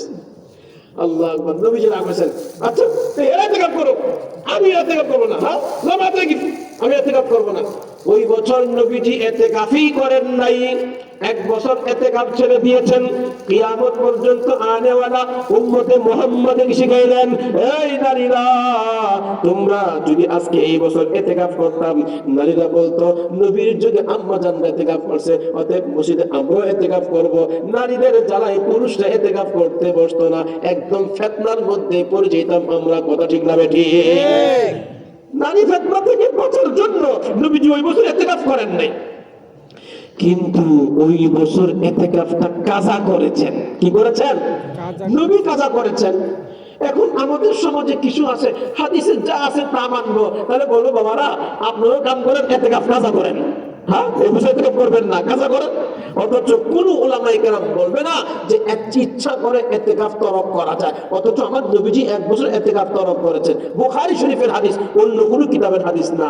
এইজন্য বুখারী শরীফের মধ্যে আছে বাবুল ইতিকাফ ফি শাওয়াল, বাবুল ইতিকাফ ফি শাওয়াল, শাওয়াল মাসে ইতিকাফ।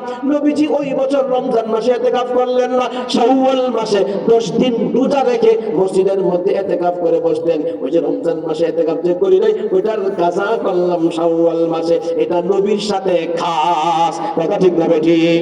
এটা কার সাথে খাস? নবীর সাথে খাস। এই আমলটা উম্মতের জন্য না, ঠিক কি না? যাকে এটা একদম মাসলা বলে দিলাম। এবার আসেন, নবীজি ইতিকাফ করছেন, ইতিকাফ অবস্থায় গোসলের জন্য বের হওয়া নিষেধ। ইতিকাফ অবস্থায় গোসল করার নিয়তে বের হওয়া নিষেধ। ফরজ গোসল হয়ে গেলে তো গোসল করতে যেতে হবে, ফরজ গোসলের মাসলা ভিন্ন। ইতিকাফ অবস্থায় আপনি ওযুর নিয়তে যাবেন, ওযু করবেন, আপনার ইস্তেনজা করবেন, ওযু করবেন। তখন যদি প্রয়োজন মনে করেন 1-2 মগ পানি দিয়ে দিবেন, কোন রকম গোসল করবেন। কিন্তু আমাদের সমাজের মধ্যে মাশাআল্লাহ ইতিকাফ করে গোসল করতে যায়, একদম টনে সাবান লাগিয়ে আরামসে 1 ঘন্টা গোসল করে। ইতিকাফ কিন্তু নষ্ট হয়ে যাবে। ইতিকাফ অবস্থায় জানাজার নামাজ পড়ার জন্য বের হওয়া নিষেধ।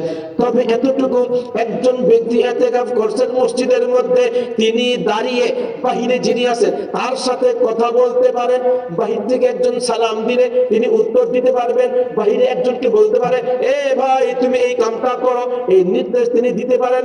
পেয়ারা নবী সাল্লাল্লাহু আলাইহি ওয়াসাল্লাম ইতিকাফ অবস্থায় ছিলেন। আম্মা জান আয়েশা সিদ্দিকাকে বললেন, আয়েশা আমার চুলটাকে একটু তেল লাগিয়ে দাও, চিরুনি করে দাও। নবীজি ইতিকাফ অবস্থায় মসজিদের বাহিরে মাথা বের করলেন, বডি কিন্তু মসজিদে, মাথা কিন্তু বাহিরে। আম্মা জান আয়েশা সিদ্দিকা তেল দিয়ে দিলেন এবং চিরুনি করে দিলেন। বোঝা গেল এটা কি আছে? জায়েজ আছে।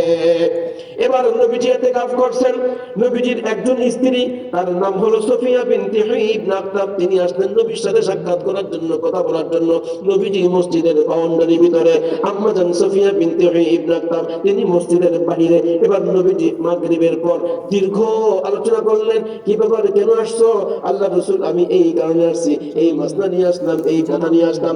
দীর্ঘ সময় আলোচনা করলেন। হঠাৎ দেখলেন 2 জন সাহাবী মাররা বিন নবী সাল্লাল্লাহু আলাইহি ওয়াসাল্লাম, মাররা বিন নবী সাল্লাল্লাহু আলাইহি ওয়াসাল্লাম 2 জন সাহাবী নবীর পাশ দিয়ে অতিক্রম চলে গেলেন।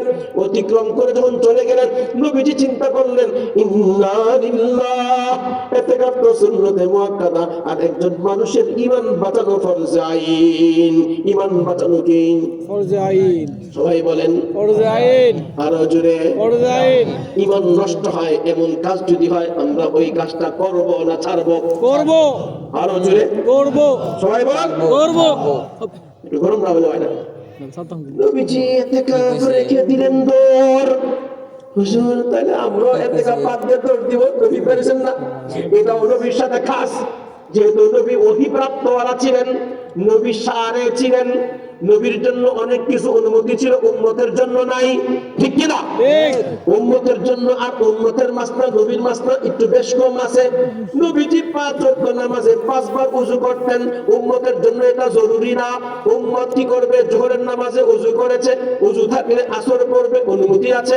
ওযু থাকলে মাগরিব পড়বে, অনুমতি আছে। ওযু থাকলে এশা পড়বে, অনুমতি আছে। ওযু যদি থাকে তাহলে ফজর নামাজ পড়বে, অনুমতি আছে। কিন্তু আমার নবীজি সাল্লাল্লাহু আলাইহি ওয়াসাল্লাম 5 ওয়াক্ত নামাজে 5 বার ওযু করতেন। এটা নবীর সঙ্গে খাস, উম্মতের জন্য না। নবীজি একবার 1 ওয়াক্ত ওযু দ্বারা 4 ওয়াক্ত নামাজ পড়লেন। কবে? ফতে মক্কার সময় যোহরের ওযু দিয়া যোহর পড়লেন, আসর পড়লেন, এশা পড়লেন, মাগরিব পড়লেন। এই 4 ওয়াক্ত নামাজ আদায় করলেন। এবার ওমর ইবনে খাত্তাব বললেন, আল্লাহর পয়গম্বর, আপনি তো এমনটি কখনো করেন নাই, 1 ওয়াক্ত ওযু দিয়া এত বেশি নামাজ পড়া আপনি কেন করলেন? বললেন, এটা আমার জন্য না, লি উম্মতি, আমার উম্মতের জন্য আমি একবার ওযু করে 4 ওয়াক্ত নামাজ আদায় করলাম, যাতে করে নতুন মুসলমান যারা আসবে এরা যেন আমাকে দেখে এই কথা মনে না করে 5 ওয়াক্ত নামাজে 5 বার ওযু করতে হয়, উম্মতের জন্য কষ্ট হয়ে যাবে। আমি আমার উম্মতের জন্য একবার ওযু করলাম, 4 ওয়াক্ত নামাজ পড়লাম, উম্মতকে শিক্ষা দেওয়ার জন্য। সুবহানাল্লাহ। কেমন দরদি নবী, কেমন দরদি নবী বলেন।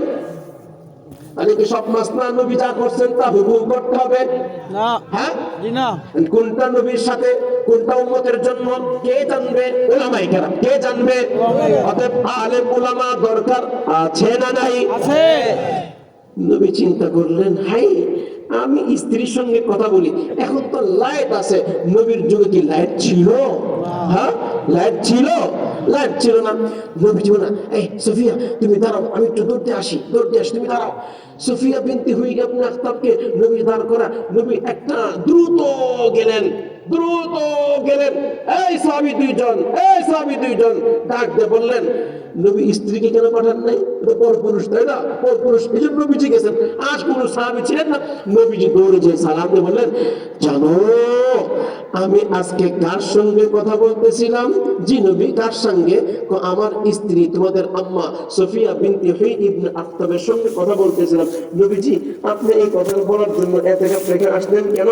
তখন নবীজি বললেন, ঈমান সবার আগে। ইন্নাশ শাইতানা ইয়াজরি মাজরাদ দাম, রগের ভিতরে শয়তান ঢুকে, রক্তের সঙ্গে সংমিশ্রণ হয় শয়তান ঢুকে মানুষের দিলের মধ্যে ওয়াসওয়াসা পয়দা করে। বালাশ শাইতানু আলা উযুনাইহি, দুআ দুরূদ ছাড়া কেউ যদি রাতে ঘুমায় শয়তান তার কানের মধ্যে পেশাব করে। আর দরুদ শরীফের মধ্যে আছে, বাতাশ শাইতানু আলা খাইশুমিহি, শয়তান রাত্রিবেলা নাকের বাসার মধ্যে বসবাস করে, নাকের বাসার মধ্যে বসবাস করিয়া তাকে স্বপ্ন দেখায়, উল্টা পাল্টা স্বপ্ন দেখায়, আর কানের মধ্যে পেশাব করে। হাকিকত অর্থ হইতে পারে, মাজাজি অর্থ হইতে পারে, তার মানে এই বান্দা যেন ফজরের আযান না শুনতে পায়, এই জন্য শয়তান দুইটা কান চেপে ধরে। এটাও হতে পারে, পেশাবও করতে পারে, আমরা দেখি না, আল্লাহু আলাম। দোস্ত, শয়তান মানুষের রগরেশায় ঢুকতে পারে কি পারে না? এমনকি তিরমিজি শরীফের কিতাবুল ইস্তিহাসা অধ্যায়ের মধ্যে পাওয়া যায়, নবীজি সাল্লাল্লাহু আলাইহি ওয়াসাল্লাম বলেছেন, যদি 10 দিন পার হয়ে যায়, 10 দিন, এ নারীরা 10 দিন যখন পার হয়ে যাবে মাসিক, তখন তোমরা কাম করবা, ওযু করে 5 ওয়াক্ত নামাজ পড়বা। এটা ইস্তিহাসা, এটা হায়েজ না, এটা মাসিক না। অতএব মাসিক আলাদা আর ইস্তিহাসা আলাদা। এবং ইন্না হাদি রিগজাতুন লিশ-শাইতান, শয়তান রেহেমদানির পাশে এসে এমন জোরে একটা খোঁচা মারে, রক্ত ফাটায় দেয়, একটা রগ ফেটে যায়, সেই রগ থেকে এই রক্ত বের হয়, রেহেমদানির ভিতর থেকে রক্ত বের হয় না। শয়তান মাঝে মধ্যে অনেক নারীকে এমন বদাচর করে, রেহেমদানি, বাচ্চাদানি, যাকে জরায়ু বলে, জরায়ুর বাহিরে একটা রগ আছে, রক্তের মধ্যে এত জোরে লাথি মারে, ওইটা ফেটে যায়, ওখান থেকে রক্ত বের হয়। অতএব এটা মাসিক না, এটাকে বলবে ইস্তিহাসা, এটা হলো রূপ। সুতরাং 10 দিন পার হয়ে গেলে তখন নামাজ রোজা ছাড়া যাবে না, নামাজও পড়তে হবে, রোজাও রাখতে হবে, স্বামী স্ত্রী মুআমালাও করতে হবে। এই মাসলাগুলো আমাদের মা বোনরা জানে না, কথা ঠিক না ঠিক? তো শয়তান ওখানে পর্যন্ত চলে যায়, শয়তান ওখানেও যায়, শয়তানের ক্ষমতা আছে। তো নবীজি বললেন, দেখো আমি এই জন্য বের হইলাম, যদি আমি রাসূল তোমার কাছে না আসি, শয়তান বলবে আজকাল নবীও পর নারীর সঙ্গে কথা বলে। নবীও আজকাল কার সঙ্গে কথা বলে? পর নারীর সঙ্গে কথা বলে। যদি সাহাবীর দিনে এই কথা চলে আসে, নবী পর নারীর সঙ্গে কথা বলে, তাহলে আপনারা বুঝে থাকবে, বলুন ঈমান থাকবে না ঈমান নষ্ট হয়ে যাবে? নষ্ট হয়ে যাবে। আমার নবীজি ঈমান বাঁচাবার জন্য চেষ্টা করছে কি করে নাই? করছে। কথা বলেন। করছে। তাহলে আমরা নবীর ওয়ারিস, আপনারা বলেন উলামায়ে কেরাম কার ওয়ারিস বলেন? নবীর ওয়ারিস। কথা বলেন। নবীর ওয়ারিস। উলামায়ে কেরাম কার ওয়ারিস? নবীর ওয়ারিস। নবীগণের ওয়ারিস। আলেমদের দায়িত্ব আছে না নাই আপনাদেরকে গুনাহ থেকে বাঁচানো? আছে। আলেমদের দায়িত্ব আপনাদের ঈমান হেফাজত করা, ঠিক কি না? ঠিক। ঈমান কি হেফাজত করার জন্য কিছু কথা বলবো, শুনবেন? জি বলেন। ওই যে উঠা বসা করেন, তাহলে তো আওয়াজ করতে পারবো না, শেষ। এই যে 11:30 বেজে গেছে, বস শেষ। হ্যাঁ হ্যাঁ, ওই যে সব চলে যায়।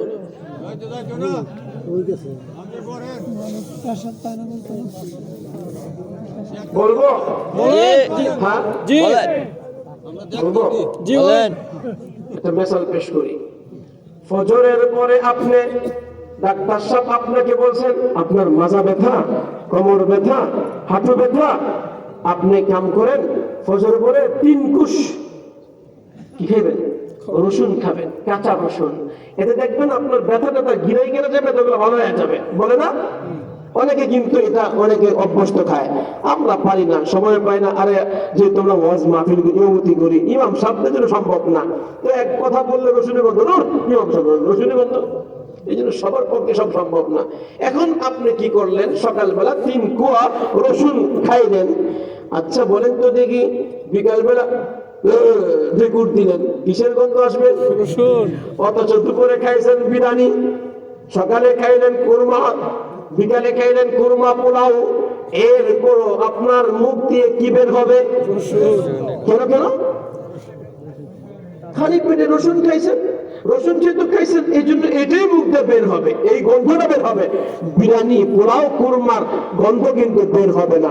জোরে বলেন, কথা ঠিক হবে? ঠিক। ঠিক। একটা মেসাল রাখেন। 2 নম্বর মেসাল পেশ করবো, এরপর কথাটা বোঝাবার চেষ্টা করবো। আল্লাহ, একটু বোঝার চেষ্টা করেন মামারা, একটু তাড়াহুড়া করেন না, একটু বোঝার চেষ্টা করেন। 2 নম্বর মেসাল হলো এই, আটার খামিরা যখন তৈরি করলেন, নগদ যদি রুটি বানান তাহলে 4 কোনা বানাইতে পারবেন, গুল বানাইতে পারবেন, লম্বা বানাইতে পারবেন। আটার খামিরা তৈরি করার পর সূর্যের তাপের মধ্যে রেখে দিলেন, 2 ঘন্টা 3 ঘন্টা প্রখর রৌদ্র উঠেছে। এবার আমি আপনাদেরকে প্রশ্ন করব, 3-4 ঘন্টা রৌদ্রের তাপের মধ্যে আটাটা নরম থাকবে না শক্ত হবে? শক্ত হবে। এবার আপনি যখন রুটি বানাইতে গেলেন, দেখলেন অনেকটা শক্ত হয়ে গিয়েছে, আপনি চিন্তা করলেন এটা নষ্ট করা যাবে না, এবার পানি ঢাললেন, পানি দিয়ে মোটামুটি কোন রকম আপনি নরম বানাইলেন। এবার আপনাদেরকে আমি বলবো, প্রশ্ন উত্তর দিবেন। এবার এই আটার খামিরা দিয়ে যখন রুটি তৈরি করবেন, আগের আটার খামিরা নতুন যখন ছিল ওইটা দিয়ে রুটি বেললে যেমন সুন্দর হবে, এখন কি রুটি সুন্দর হবে? না। সুন্দর হবে? না। ভেঙ্গে যাবে, লম্বা হবে না, গোল হবে না, আঁকা বাঁকা হবে। কথা ঠিক না? ঠিক। ঠিক। এতটুকু কি বুঝছেন? জি। আর যখন চুলাতে দিবেন, রুটি ঠিক মতো বেলবে না, আর রুটি ফুলবে না, কাঁচা থেকে যাবে। এই রুটি যখন যতই করেন কাঁচা, ভিতরে আপনার আগুন যাবে না, খায়া মজাও লাগবে না। দূর, এই বান্দির বাচ্চা বান্দি, কি রুটি বানাইনি? দিবেন একটা বউর একটা গালি, খামাখা। হ্যাঁ, বউকে একটা গালি শুনাইবেন, আর বউ গালি একটা শুনবো। এই বউকে গালি দিবেন না, ঠিক আছে? ইনশাআল্লাহ যারা গালি দেয় এরা ভদ্র না, অভদ্র মানুষ। কথা ঠিক না? ঠিক। ঠিক। আল্লাহ, কথাটা কিভাবে বলবো? এবার বললে কি কথাটা নিবেন আপনারা? সবাই গ্রহণ করবেন? ইনশাআল্লাহ। সবাই বলেন ইনশাআল্লাহ। আল্লাহ। ওই যে ওই মাথায়, এই আমার দিকে তাকান, এই আমার দিকে তাকান। আমি বললাম ওই যে ওখানে একটা বড় চিতাবাঘ দেখা যায়। বলেন তো, চিতাবাঘ দেখা যায়, আপনারা কি যদি জানেন ওটা চিতাবাঘ, কেউ যাবে? না। কথা বলেন। না। আমি একবার ব্রাহ্মণবাড়িয়া থেকে মাহফিল করে আসতেছিলাম, মাধবদী পার হওয়ার পর ছনপাড়া দিয়ে ঢুকলে সহজে কাঞ্চন ব্রিজ যাওয়া যায়, একদম শর্টকাট। আগে ওই রাস্তার কাছে যানজট হইতো। তো আমি যখন ঢুকতেছি, আমাকে পুলিশ বলল, হুজুর এই রাস্তা যায় না, ডাকাতি হইতেছে। কে বলে? পুলিশ বলে ডাকাতি হইতেছে, যায় না। তো আমি তো গেলাম না। আমার পিছনে আরেকজন আলেম ছিল, মাওলানা জুনায়েদ আল হাবিব সাহেব হুজুর দাওয়াত বরকাতুম। হযরতকে আমি ফোন দিলাম, হযরত এই রাস্তা ঢুকেন না, ডাকাতি হইতেছে। আমিও বাঁচলাম, আপনাকেও বাঁচাইলাম, ঠিক আছে কিনা? আপনি ভুল করেন, আবার এই রাস্তায় ঢুকেন না। অনেক আগে, প্রায় 5-6 বছর আগে, ব্রাহ্মণবাড়ি এক মাহফিল থেকে। আচ্ছা বলেন তো দেখি, এক রাস্তায় ডাকাতি হয়, আমি জানতেছি ওখানে ডাকাতি হচ্ছে, জেনে বুঝে কেউ ডাকাতের কাছে যাবে? না। হ্যাঁ, এক জায়গায় একটা বাঘ আছে, জেনে বুঝে কেউ যাবে? না। হ্যাঁ, জানে না আরেক মাসালা, যখন জানবে না ডাকাতের খপ্পরে পড়বে। যেমন আমি একবার এই খিরাটি থেকেই তো না, এই যে মনোহরদি, এই মনোহরদির এখানে যে মৌলানা আব্দুর রহমান সাহেব হুজুর ছিলেন না, 10টার মাদ্রাসা টিচার, ওনার মাদ্রাসার নাম কি? 10টা না, মাদ্রাসা না, উনি তালিমুস সুন্নাহ মাদ্রাসা, তালিমুস সুন্নাহ, এর নাম কি? সুগন্ধি। এই সুগন্ধি মাহফিল শেষ করে এক আব্দুর রহমান সাহেব সুগন্ধি মাহফিল শেষ করে, মাশাআল্লাহ, আমি ঘোড়াশাল দিয়া শর্টকাট রাস্তা মারার জন্য গেলাম। এমন সময় গাড়ি স্পিড ছিল 100-এর উপরে, হঠাৎ একটা গাছ গাড়ির সামনে ঠাস করে পড়লো। তা গাড়ি ব্রেক করছে, মাশাআল্লাহ দেখলাম 15-20 জন মাশাআল্লাহ কি নিয়ে হাজির হয়ে গেছে আমার সামনে। তা আমি তো দুরূদ শরীফ পড়তেছি, আমার সাথে যা ছিল আলহামদুলিল্লাহ সবাই বলছে, ভাই সবাই দুরূদ শরীফ পড়ো। আমাদের দোস্তরা আসছে কিছু নেওয়ার জন্য, পেটে খাবার তো কি করবে, এখন পাইছে হুজুর কিছু দিয়া যায়। কথা কি বুঝতে পারছে আপনাদেরকে? এখন আমি তো পিছনে বসা চুপচাপ, আমার সঙ্গে আমরা 4 জন আছি, ড্রাইভার করে চাবি দেয়, ড্রাইভার বলে এই গাড়ি অটো চলে, চাবি সে চাবি আসতে ফেলে দিচ্ছে, অটো চলে, চাবি নাই, ও তো বুঝছে ঘটনা কি। এখন ড্রাইভারকে মানে, তো ড্রাইভার চুপচাপ দেখছে, হুজুর মানুষ, ওরাও টেনশনে পড়েছে কি করবে এখন। আমার পাশে ধরছে, আমাকে সব জানলা আটকে দেন। আমার সামনে একজন আসলে আমার ছাত্র, ও ভাই আমি ছাত্র মানুষ, আমারও দেন না, পিছনে হুজুর। আমি এখন হাসবো না কাঁদবো, এই অবস্থায় আমি হাসতেছি, এই বদতমিজা এটা বলতে হুজুর পিছনে, কারণ আমার সামনে আসছে। আমি চিন্তা করছি এই মুহূর্তে কি করতে পারি। তখন এক আল্লাহওয়ালা, এক আলেমের অনেক টাকা আমার গাড়িতে ছিল, অনেক টাকা। একজন আলেম, অসহায় একজন আলেমের প্রচুর টাকা আমার গাড়িতে ছিল, যে আমি সকালে মাদারীনগর মাদ্রাসায় দিয়ে আসবো এক আলেমী দ্বীনের জন্য। টাকাটা আমি কালেকশন করেছিলাম, অনেক টাকা, আমি অঙ্ক বলছিলাম, অনেক টাকা ছিল। এখন আমি চিন্তা করছি, আল্লাহ এখানে যে টাকাগুলো আছে, আমি তো মালিক, সামান্য 2টা মাহফিল করছি, কত টাকা দিবে, সামান্য কিছু টাকা দিছে, কাছে বাকি টাকাগুলো তো একজন আলেমের, আপনি মেহরবানি করে হেফাজত করেন। আমার সঙ্গে আসার পর আমার এই পকেটে নিচে অনেক টাকা ছিল, আমি একটা প্যাকেট বের করে বললাম, ভাই মাহফিল থেকে আসছি, মাহফিলে যা দিছে তোমাকে দিয়ে দিলাম, ধরো তোমরা ভাগ্য করে কেন, আমি তোমাদেরকে দিয়ে দিলাম। যখন দেখছে একটা কাগজের মধ্যে পেঁচানো, গ্লাফের মধ্যে বেচারা আস্তে করে চলে গেছে, আর কোনো কথা নাই। ওরা যখন চলে গেছে আরেকটা গাড়িতে একসঙ্গে গেছে, ড্রাইভারকে বললাম পিছনে ব্যাগ দেন, আমরা চম্পট দিই, বাস পিছনে ব্যাগ দিয়ে চলে আসলাম। এবার আমার না ফোন দিয়েছে, হুজুর কত টাকা ছিল, তো এটা বলা যাবে না কত টাকা ছিল, আপনি আস্তে করে চলে গেলেন। হ্যাঁ, একটা চোর ডাকাত ছিল ভালো করা তোলা, এই ভাই আমার মোবাইলটা তালাশ করে, ওরা দেখলে মারবো আমারে, ঢাকা থেকে ওরা দেখলে আমাকে মারবে, তো চুপচাপ থাকেন, চুপচাপ থাকেন, আমি এখানে আছি, টেনশন করেন না, মোবাইলটা আছে নিয়ে, মোবাইলটা নিয়ে ফেলাই দিয়েছে, বাটন মোবাইল ছিল। এরপরে আল্লাহ পাকের মেহেরবানি, ও ওদিক গেছে, আমরা আস্তে করে চলে আসছি। বলে থাকলে বলুন তো, কেউ যদি জানে ডাকাতি হচ্ছে, কেউ কি ইচ্ছা করে ডাকাতের কাছে যাবে? কথা বলেন না কেন? হ্যাঁ, আর ডাকাত ধরলে বাহাদুরি করতে নেই, বাহাদুরি দেখাইতে নেই, ডাকাত ধরছে দিয়ে দাও।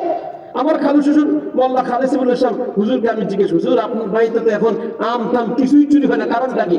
ও ডাকাত আসছে আমার বাড়িতে, আমার বাড়িতে আসার বললাম, এই তোরা আসছস, তালাশ করিস না, কোন জায়গায় কি আছে আমি বলি, তোরা কাম কর, আলমারি খোল, 2 নম্বর থাকে 4000 টাকা আছে, ওইটা নিয়ে যা, একটা সাইকেল আছে নিয়ে যা, আর কাম কর সব কিছু। 8 টাকা পয়সা আমার কাছে নাই, আলমারিতে 4000 টাকা আছে, আজ থেকে মানে 7-8 বছর আগের কথা। আর কাম কর, চিরা আর মুড়ি আর কি আনছিলাম, দই আনছিলাম, তা আমি তো কিছু খাইছি, কিছু বাকি আছে, তোরা কাম কর, তোদের ক্ষুধা লাগছে না, চিরা আর দই দিয়া তোরা খা, ভাতও আছে ভাতও খা, এগুলা আজকে তোদের জন্য সব হালাল, তোরা আমার মেহমান, টাকাও নিয়ে যা, সাইকেলও নিয়ে যা, চিরাও খায়া যা, আর যা সব খায়া যা, তবে একটা কথা মনে রাখবি, আজকের পরে আর ডাকাতি করিস না। আজকে যা পাইলি সব তোদের জন্য হালাল, আমি তোদেরকে মালিক বানাই দিলাম, সাবধান, আর ডাকাতি করবি না। নিজে আমাকে বলছে, আমি গাড়িতে উঠায় জিজ্ঞেস করছে, খালু আপনি বলেন তো কি হয়েছে ঘটনা, তখন আমাকে শোনাইল। তো এরপরে কি হয়েছে, এরপরে মাশাআল্লাহ ওরা তো চলে গেছে, হ্যাঁ, ওই ডাকাত গুলো চিরাও খাইছে, পেট ভরে খাইছে, যা আছে আছে কিছু ভাগ করবেন, যা সব খাইছে, খায় আবার ভাগ। এরপরের দিন আবার গেছে ডাকাতি করতে, ধরা খাইছে মায়ের। দ্বিতীয় দিন যখন ডাকাতি করছে, আগে আরেক বাড়িতে ধরা খায়া এলাকার মানুষ মায়ের আনামানা করে দিয়েছে। তৃতীয় দিন আবার গেল, আবার মার খেল। চতুর্থ দিন আবার ডাকাতি, এবার ডাকাতি করে ধরা খায়, মার খায়।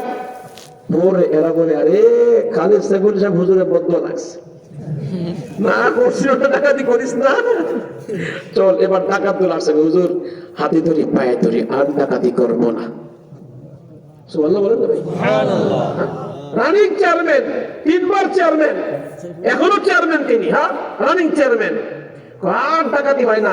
এখন আমি একবার গেলাম ওখানে, তিনি মরিচ পাইকা পড়ে রয়েছে, কেউ ধরে না। এই হুজুর বাড়ি কোনো কিছু ধরা যাবে না, হুজুর বাড়ি কিছু ধরা যাবে না, এই বাড়িতে অন্য সমস্যা আছে।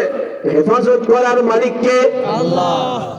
আপনি যদি জানেন ওখানে কি আছে, পাগলা কুকুর আছে, আপনি একা একা যাবেন না? যাবেন না। আচ্ছা যদি জানেন ওখানে বাঘ আছে, কে কে যাবেন হাত তুলেন। ওর ডাকাতি হয়, কে কে যাবেন হাত তুলেন। কেউ যাবে? বর্তমান আমাদের সন্তানদেরকে ডাকাতি করা হচ্ছে, এখন স্কুলে সন্তানকে যদি পাঠান, আপনারা জানেন সিংহের ছবি আছে 14টা, কুকুরের ছবি আছে 12টা, মূর্তির ছবি আছে 15টা, ঢুল তবলার ছবি আছে, মন্দিরের ছবি আছে। সরে ওতে আগে পড়াইছে অজগর, সরে আতে আগে পড়াইছে আম। এখন কিন্তু ওইটা আর নাই, এখন আরেকটা দেওয়া আছে। মোবাইল দেখছিলাম, ওতে একটা, আতে আত্মা, ওতে কি জানি সম্পূর্ণ হিন্দুদের মূর্তির নাম দেওয়া। সর ওতে মূর্তির নাম, আতে মূর্তির নাম, ইতে মূর্তির নাম, দীর্ঘগীতে মূর্তির নাম। এবার বলে থাকতে বলুন তো, একজন মুসলমান হিসাবে যদি অন্য ধর্মের মূর্তিকে পূজা করে, সমর্থন করে, ঈমান থাকবে না বেঈমান হবে? বেঈমান, হ্যাঁ, বেঈমান। অতএব আলেম হিসাবে আমি আপনাদেরকে বলতে চাই, আপনারা যদি আপনাদের সন্তানদেরকে মূর্তি শিক্ষা দেন, কুকুর শিক্ষা দেন, বিড়াল শিক্ষা দেন, ঢুল তবলা শিক্ষা দেন, তো আপনি আপনার হাতে সন্তানকে মূর্তি পূজারী বানাইলেন, হিন্দু বানাইলেন, বেঈমান বানাইলেন। আপনি তবলিগওয়ালা হয়েও, আপনি মাশাআল্লাহ চিল্লাওয়ালা হয়েও, আপনি সরমুনাইওয়ালা হয়েও সন্তানকে যদি বর্তমান সিলেবাস পরিবর্তন না হওয়ার আগে সন্তানকে স্কুলে দেন, তাহলে আপনি আপনার সন্তানকে বেঈমান বানাইলেন। সন্তান জাহান্নামে আপনাকে টান দিয়ে ধরবে, বাবা কোথায় যান, ঠিক, বাবা কোথায় যান?